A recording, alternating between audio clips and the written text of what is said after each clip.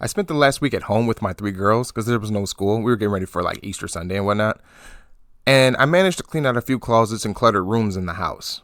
It felt real good to move around and work out without bumping into boxes or stepping on my youngest daughter's toys. Those smaller toys out there, they do a number on your feet if you step on them. But the past week's clutter battle brought an old yet refreshing memory to me. Hey, you guys, it's Tyree. Welcome back to an episode of Lot Pop Talks. And today I want to talk to you about why or how, even if it feels impossible to save your marriage, you must still face your demons. Why is it so important? And I wanted to share with you a story that I've shared before on the podcast, but I wanted to kind of like update for those who are listening today and go a little bit more in depth with what it is that I learned during my experience in standing for my own marriage. So back almost 3 years ago, my wife and I were returning home from our night classes. We were in the midst of arranging our futures as separated spouses. It seems silly now, but we were just so sure separation was the most logical move to make. I was still trying my hardest not to show too much emotion over those kind of conversations.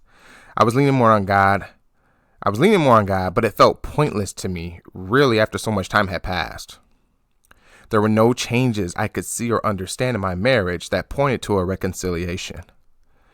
To be honest with you guys, I prayed silently and half-heartedly. While I was in the car with my wife riding shotgun, I was praying to God about our restoration, and I was really quiet about it, and it bothered me, I guess, at the time. Not so much now, but it did bother me at the time because I felt like I lost so much heart, and there were no changes I could see or understand in my marriage that pointed to that. So my prayer felt more like a desperation, but I stuck to it and held on tight to my words.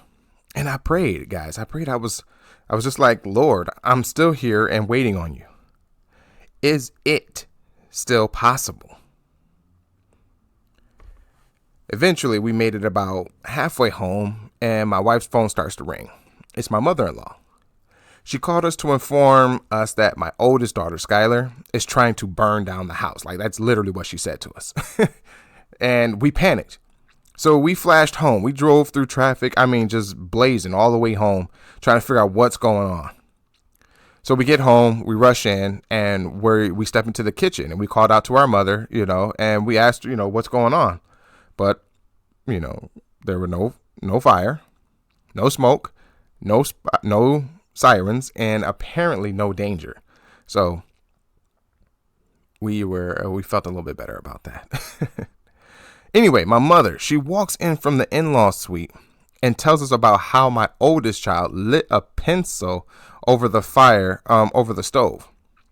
And that it happened around like 3 p.m. earlier in the afternoon. Now, mind you, by the time we got home, it was about 11 p.m.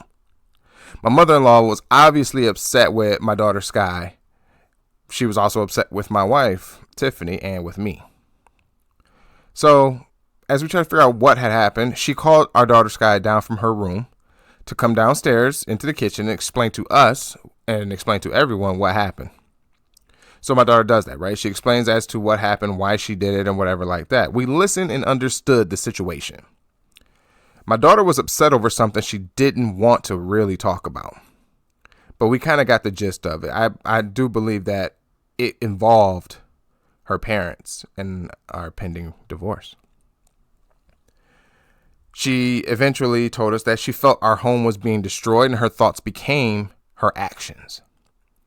She lit a pencil and played with it around the house. So not wanting to let things get any bigger than they were, I thanked my daughter for telling me the truth. And since it was so late at night, I told her to go back to bed and we'll talk in the morning. Apparently, my mother-in-law did not like that move. Because she responded in a condescending tone. I swear, Tyree, aren't you going to do anything about her? Well, what was anything? Anything from my mother-in-law meant that basically a butt whooping for my daughter. She's old school mom, which I understand. But based off of the situation, I wasn't going to do that. The behavior wasn't just about simple ignorance. It was an out of place behavior and rooted in anger.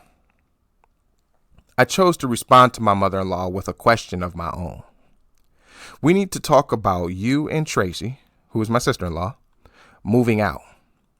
My family is heading towards a hard time, and we don't need you two instigating more conflict. When will you both be moving? So, guys, I boom, boom, boom, hit her back with the question. And we didn't talk after that. We didn't talk. We argued. We fought. Shouted all the things people who go through a nasty divorce could shout.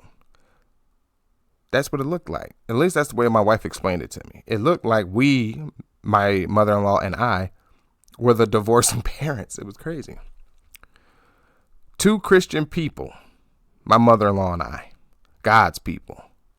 And here we are verbally attacking one another in the kitchen of my home at what was now midnight. Now, my wife and my sister-in-law were in the kitchen as well with us. They were sitting silent, but they were present. I was taking stock of what was happening at that exact moment. Let's think about it. My wife wanted to divorce me, and I was about ready to give up the fight. My sister-in-law laughed at my attempts to stand for my marriage, and that's like, we're going to have a whole nother conversation about that with you guys. My oldest daughter admitted to wanting to burn down the whole house. And my mother-in-law was exploding in anger and discontent with me. Which is funny because I spent so many years, I've known this woman since I was like 14 years old, and I've spent many years avoiding her anger and discontent. I felt like, as long as she doesn't turn it on me, we're good. Well, apparently it was my time. I glanced over to my kitchen table and saw another foreclosure notice in the mail. What in the world is going on here and under my own roof? So I grabbed my coat, my keys, and I stormed to the front door. And just before I could slam the front door behind me, my mother-in-law shouts to me one more time. "Yeah, that's right. You better walk away, you coward." Dudes, I turned around immediately, completely offended by those words. I make my way back to the kitchen to show her what it means to call this man, a man, any man, a coward. My wife and sister-in-law moved to stop me. They jumped like right between me and my mother-in-law and I, to protect their mother or to keep me from making a terrible mistake. Either way, they were ready to step in. Something interesting happens, guys. My wife looks me in my eyes. It gives me this long look. Not like you better back up or I'm going to hurt you. It was more like she didn't recognize me at that point. I'm telling you right now, I was angry, pissed off. I was in full tilt. I've never seen her examine me so long. Like she had just woken from a deep sleep and tried to relearn who I was. It was so odd. My wife turns to her mother. "Ma, you are wrong to fight with him and use that kind of language with my husband. No matter what me and him are going through, this is our home. We are in trouble and you need to leave." Now, my reader, I'm not saying my mother-in-law is the demon, okay, that I asked you guys to face, okay? That's not it. So if that's what you're thinking, please erase that. What I meant for you to face to save your marriage is the situation that I'm illustrating. Ready to give up on the marriage. My home was in foreclosure, being scared of the future and ignoring the present, making past mistakes again and again. To understand that my children were not okay with all what was happening, but they had no way of really communicating that to us because they're children. But I was so worried about what was going on in my own feelings, in my own world, I never stopped to consider what it is that they're going through. I was walking out of my home during another argument under my own roof. Again, I was past upset. I was pissed off. Because I felt my mother-in-law was right. I was a coward.